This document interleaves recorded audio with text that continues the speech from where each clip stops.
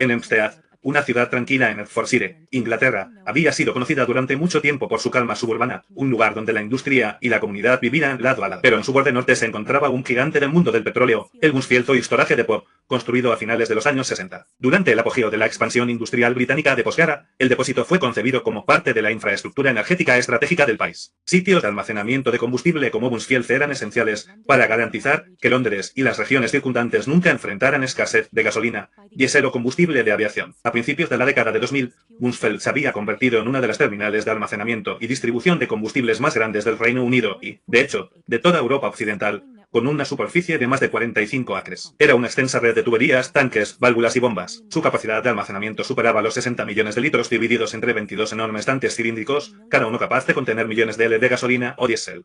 Las tuberías lo conectaban directamente con refinerías y aeropuertos. Desde Buncefield, el combustible de aviación se suministraba a Heathrow, Luton y Atwick, mientras que la gasolina y el diésel se distribuían por camiones cisterna en todo el sureste. El depósito funcionaba las 24 horas del día, una compleja coreografía de bombeo, medición y monitoreo. La instalación estaba dirigida por el Hertfordshire Oil Storage Limited y Shell, una empresa conjunta entre Total UK Ltd y Chevron Limited. Varias otras compañías también alquilaron espacio dentro del sitio, incluyendo BPH y British Pipeline Agency Ltd. Para las empresas de los alrededores, Buncefield era simplemente parte del paisaje industrial, tumbando silenciosamente detrás de vallas y puertas de seguridad. El cercano polígono industrial de Melan, hogar de cientos de almacenes, compañías logísticas y pequeñas empresas, prosperó gracias a su proximidad. A lo largo de los años, el área se había expandido hacia afuera con nuevas oficinas y espacios comerciales que se arrastraban más cerca del perímetro del depósito. Pocos residentes o trabajadores pensaron mucho en el peligro de almacenar cantidades tan masivas de material inflamable tan cerca de la actividad humana. La infraestructura de combustibles de Gran Bretaña se consideraba una de las más seguras del mundo, la más segura del mundo. Son gestionados por empresas con décadas de experiencia. Para evitar accidentes, se instalaron sistemas de seguridad como válvulas de cierre automático, manómetros y controles de desbordamiento de emergencia. Pero como revelaron investigaciones posteriores, estos sistemas solo eran tan fuertes como su mantenimiento, y para principios de la década de 2000, las grietas, tanto literales como figuradas, habían comenzado a aparecer en los cimientos de la cultura de seguridad de Buncefield. Años de reducción de costos, mala comunicación entre las compañías operadoras y una erosión gradual de la diligencia técnica habían dejado el sitio vulnerable. Los mecanismos de seguridad no se ponían a prueba con la frecuencia que deberían, y las señales de advertencia pasaban desapercibidas. Sin ser visto por nadie, se estaba preparando el escenario para un desastre de una escala casi inimaginable. Uno que sacudiría la tierra como un terremoto, destruiría millones en propiedades y marcaría los cielos sobre Hempstead durante días.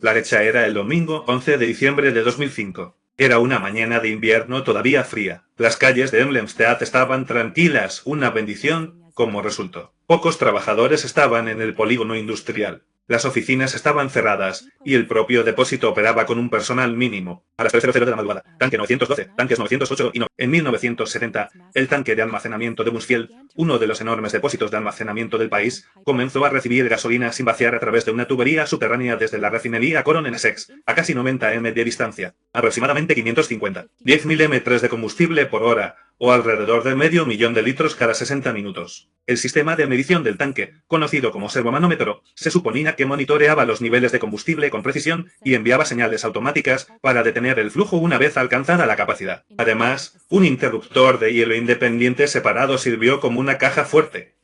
Si el tanque estaba demasiado lleno, el interruptor se activaba físicamente y cerraba la entrada de combustible. Pero esa mañana, ambos sistemas fallaron. El medidor había quedado atascado días antes, congelando el indicador en una lectura falsa que hacía parecer que el tanque tenía mucho espacio restante. Sus partes internas estaban atascadas, y el dispositivo no había sido inspeccionado de acuerdo con las normas adecuadas. A las 5:30 de la mañana, el tanque 912 ya estaba lleno. Sin embargo, el combustible siguió entrando y en algún momento entre las 05:00 y las 17:38 se produjo una interrupción. Y 5:52. A las 10:30 am la gasolina comenzó a desbordarse de una tubería de ventilación en la parte superior del tanque. Inicialmente, esto habría parecido como una cascada brillante de líquido derramándose por las paredes metálicas. Pero a los pocos minutos, la situación se volvió mortal y el hombre murió. A medida que la gasolina salpicaba el frío suelo, se vaporizó rápidamente y se evaporó rápidamente. El líquido se extendió por todo el área de contención, acumulándose cerca del suelo y arrastrándose silenciosamente hacia las partes adyacentes del depósito formando una nube espesa e invisible de vapor altamente inflamable.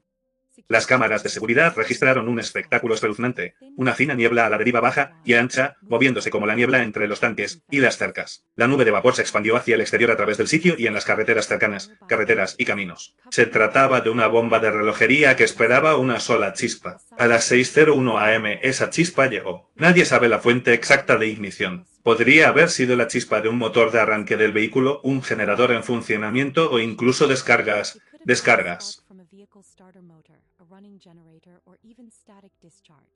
Pero el efecto fue instantáneo y catastrófico.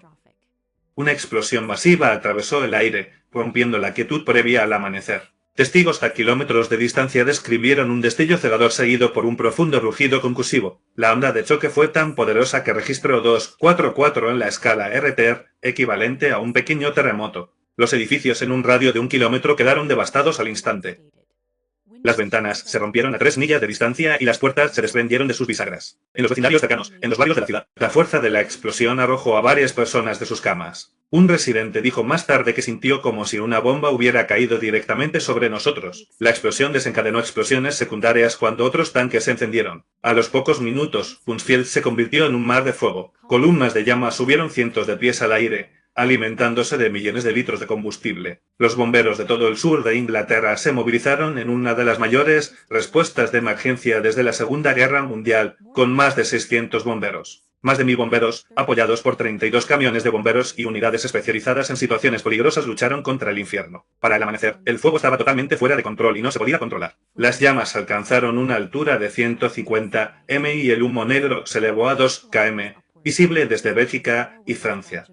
Estadísticas meteorológicas. Los satélites en órbita terrestre incluso capturaron imágenes de la nube de humo que se desplazaba hacia el este sobre la zona. Canal de la Mancha. Durante 3 días, Bunzfield ardía como un volcán. El sonido del fuego rugiente y el metálico crujido resonaron a través de MMCA, que se convirtió en la ciudad más grande de Inglaterra. El calor era tan intenso que los automóviles estacionados cerca se derritieron en charcos de aluminio y los árboles estallaron en llamas simplemente por el calor radiante. Sorprendentemente, lo más sorprendente fue el calor irradiado. Y tal vez milagrosamente, nadie murió. La explosión había ocurrido en un momento en que la mayoría de los trabajadores estaban fuera del sitio. Si hubiera sido una mañana entre semana, los expertos estimaron más tarde que el número de muertos podría haber sido de cientos. Sin embargo, 43 personas resultaron heridas, entre ellas trabajadores de la terminal de combustible, guardias de seguridad y residentes cercanos. 2 resultaron gravemente heridos. 2 personas murieron en el... Miles de otras personas quedaron sacudidas, sin hogar o sin trabajo cuando los incendios consumieron sus lugares de trabajo. Por el jueves, 15 de diciembre de 2005, 23:59. Después de casi 3 días y medio, las últimas llamas se extinguieron por fin. Había tomado más de $250.000.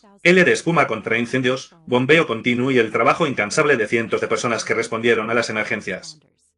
El servicio de bomberos lo llamó la operación más difícil en tiempos de paz que se recuerde.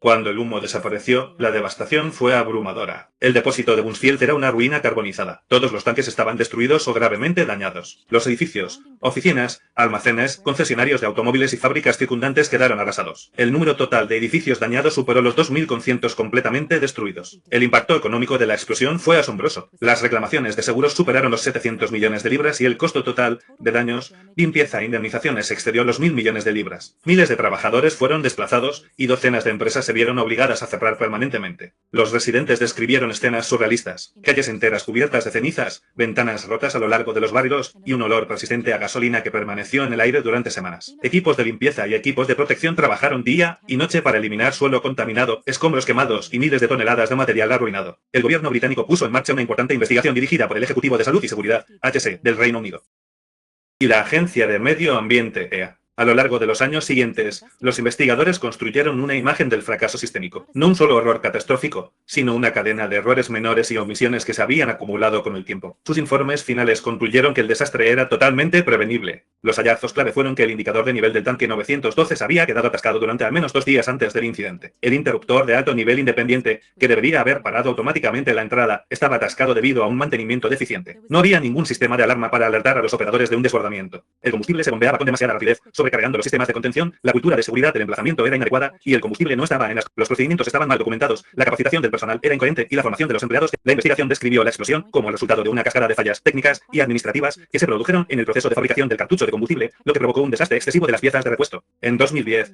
después de un largo proceso judicial, varias compañías fueron consideradas legalmente responsables, enfatizando que existían protocolos de seguridad sólidos, pero no se estaban haciendo cumplir. Raluca Ltd fue multada con 3,6 millones de libras esterlinas y obligada a pagar una indemnización por daños y perjuicios por un importe de 2,5 millones de euros. Effort Oil Storage Ltd recibió una multa de 1,45 millones de euros. British Pipeline Agency Ltd y Motorway Control Systems 2003 Ltd también fueron declaradas culpables de violaciones a la seguridad y al medio ambiente. El juez David Calvert Smith en su sentencia declaró que un simple mantenimiento y atención a las señales de advertencia podrían haber evitado toda la tragedia. Consecuencias ambientales. El impacto medioambiental fue grave y duradero. La explosión liberó grandes cantidades de sustancias químicas tóxicas, como benceno, tuina e hidrocarburos aromáticos policíclicos pH. La densa nube de humo negro contaminó el aire en todo el sur de Inglaterra. La escorrentía de la espuma contra incendios mezclada con residuos de combustible se filtró al suelo, amenazando los suministros locales de agua. Se requirieron operaciones masivas de limpieza para eliminar el suelo contaminado y evitar la contaminación de las aguas subterráneas. Algunas áreas tuvieron que ser excavadas hasta una profundidad de varios metros, lo que provocó un gran desgaste. Durante años, la Agencia de Medio Ambiente continuó monitoreando las aguas subterráneas y la calidad del suelo, así como el agua potable. El sitio se convirtió en un estudio de caso sobre cómo los accidentes industriales pueden afectar a los ecosistemas durante décadas. Impacto cultural y de seguridad. El desastre de Buncefield cambió profundamente la forma en que el Reino Unido y Europa regulaban las instalaciones de almacenamiento de combustible. Se introdujeron nuevos marcos de seguridad centrados en la gestión de la seguridad del proceso, detección automática de desbordamientos, monitoreo continuo y auditoría de evaluación de riesgos. Se inspeccionaron sitios en todo el Reino Unido para garantizar el cumplimiento de los códigos de seguridad actualizados bajo el control de riesgos de accidentes mayores, regulaciones. El evento también sirvió como una llamada de atención para los planificadores de emergencias. La coordinación entre los servicios de bomberos, las agencias ambientales y los operadores privados se reestructuró para permitir respuestas más rápidas y unificadas a la crisis industrial. Para los residentes locales, sin embargo, las cicatrices fueron personales. 4 meses después de la explosión, la gente reportó trastornos del sueño, ansiedad y síntomas similares al TEP por el shock de despertarse con una explosión que sonaba como una bomba. Algunos nunca regresaron a sus hogares.